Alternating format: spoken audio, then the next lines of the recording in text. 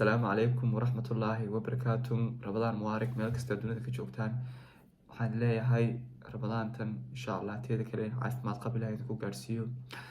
Ruuxantii codkay waxa taasi wanaagsan ma maxaa yeelay ruuxantii waa arrin aad iyo aad loogu murugoodo ayaa ka dhacday magaalada Hargeysa caasimadda Jamhuuriyadda Soomaaliland.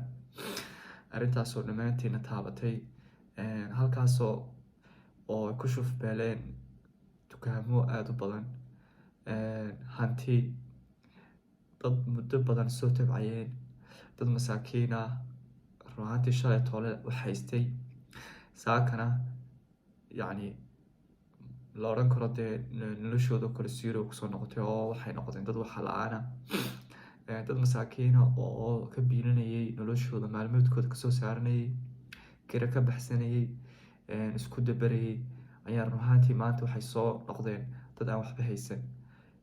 Aad baan ruuxantii noo wada taabatay anagoo dhan haddaan nahay ummadda Soomaaliyeed ee qurbaha joogta.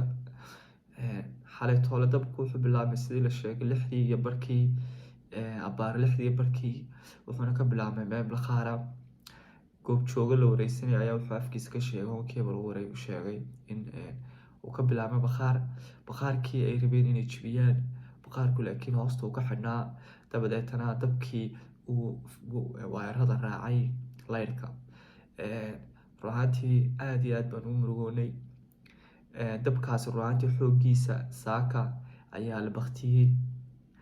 Ruuxantii waxaa imaaday debdemisyo ka imaaday dhinaca Jigjiga lagu qiyaas 4 gaari iyo ciidamo dhowr iyo 10 kor u dhaafaya oo ciidamada xoogga debdemiska Ilaahay khayr ha siiyo kaalin muhiim ah ayay ka geysteen.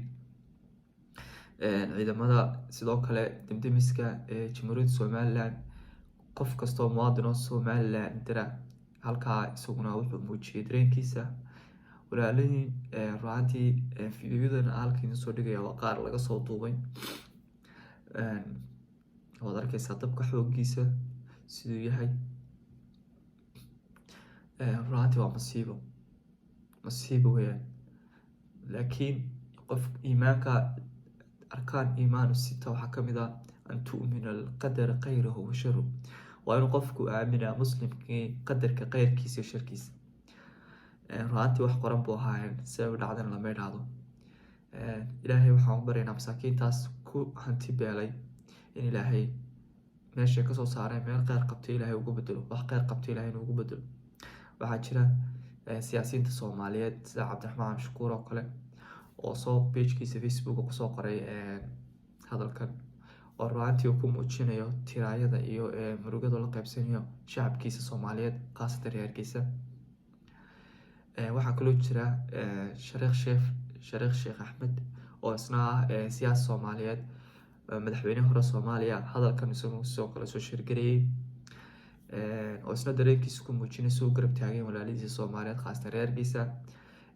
waxaa kaloo uu video isaguna soo duubay video ma soo qaadin laakiin Sheekh Shariif soo kale siyaasiyiin badan baa ka hadashay.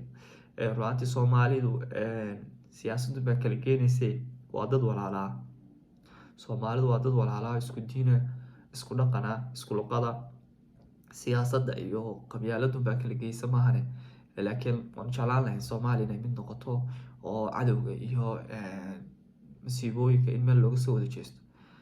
aad baa idin salaamaya Ramadaan mubaarak baan idin leeyahay hadalkeedu kuma dheereynayo waxaan rajeynaya insha Allah Ilaahay soomkana naga aqbalo. aad baa idin salaamay.